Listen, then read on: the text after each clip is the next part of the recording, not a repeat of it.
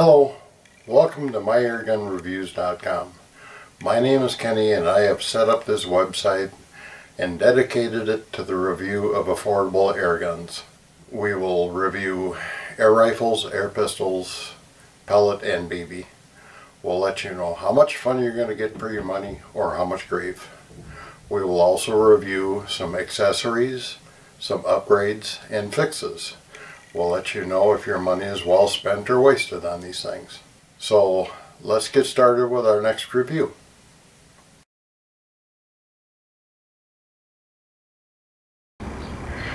Welcome back everyone. Today we're going to take a second look at the Benjamin Tral NP 22 caliber. It was a good review except for the performance when we first reviewed it, so I decided to take a closer look and I opened the rifle up and found it did need a new breech seal. They can be very picky. This is the breech seal that was in it, and as you can see there's a flaw right there. Not a major one, but that was enough to affect it a little bit. And the other thing is the seal was quite hard, and I think that affected the performance more than anything.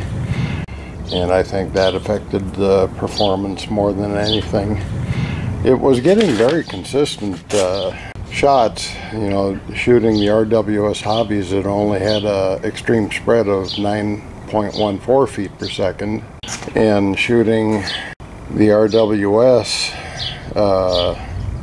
Superdomes at 11.71, the H&N field target 16.36 grain, it only had a 5.79 foot per second spread.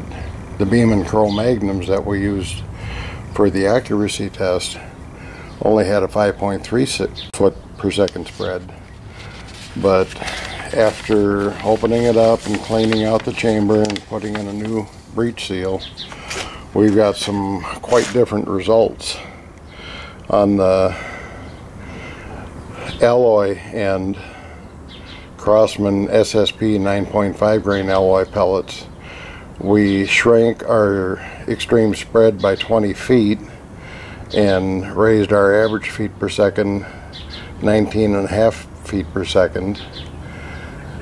We don't really care about that. The RWS Hobbies, we only shrank the extreme spread by 0.11 feet per second, but we raised our average feet per second by 35.8 feet per second to 791.1. That is very close to the claimed 800 feet per second. It was only 755 before that. So we just about got it up to 800 feet per second. Several other pellets showed marked improvement. The Benjamin Discovery 14.3s, we shrank our extreme spread by 11 feet per second and raised our average feet per second 24.7 feet per second. That put us up over 17 foot-pounds of energy.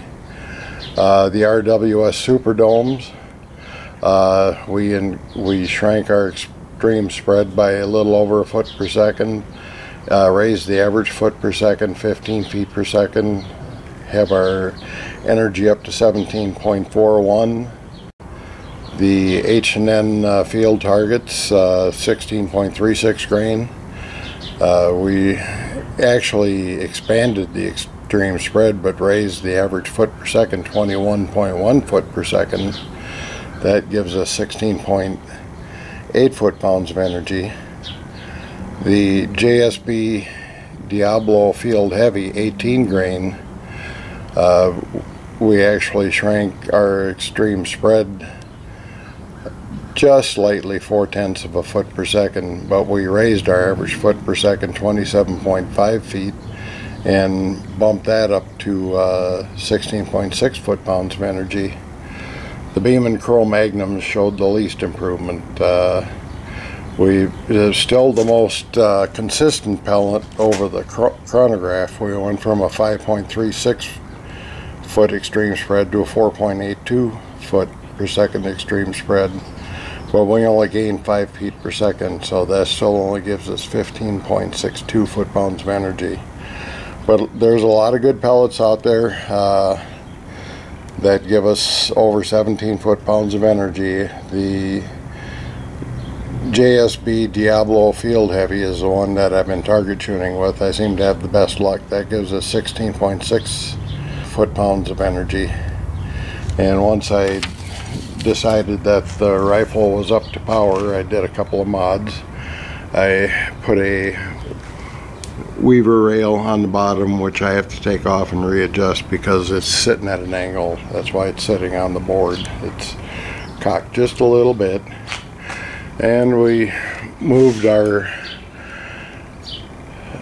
laser sight with the one piece mount with the added weaver mounts on there, and then mounted the xenon lamp right to the weaver mount that's sitting on this side. And we've got it all sighted in, so first we're gonna do a little target shooting with it as it is during the daylight, and then we'll wait for the sun to go down and we'll do a little bit of night target shooting and see how well the lamp and the laser work. Okay, we'll be shooting at 20 meters, shooting Air Arms Diablo Field Heavy 18 grain pellets made by JSB.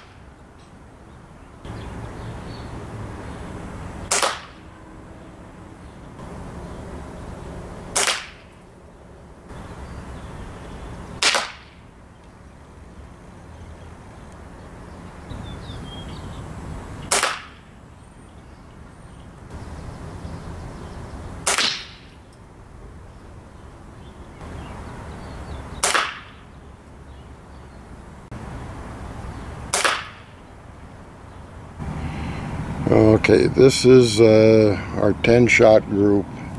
This pellet down here, I had heard a sonic crack when that one went off, so that one we completely ignore. And that's our 10-shot group. I don't know why I can't duplicate on camera what I do off camera. This is my previous 5-shot group.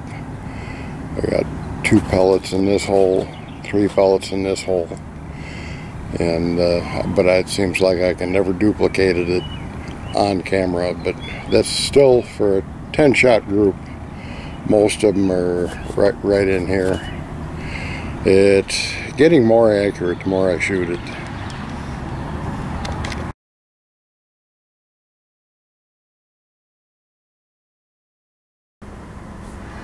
Now we're gonna shoot at a distance of 10 yards using the lamp and the laser.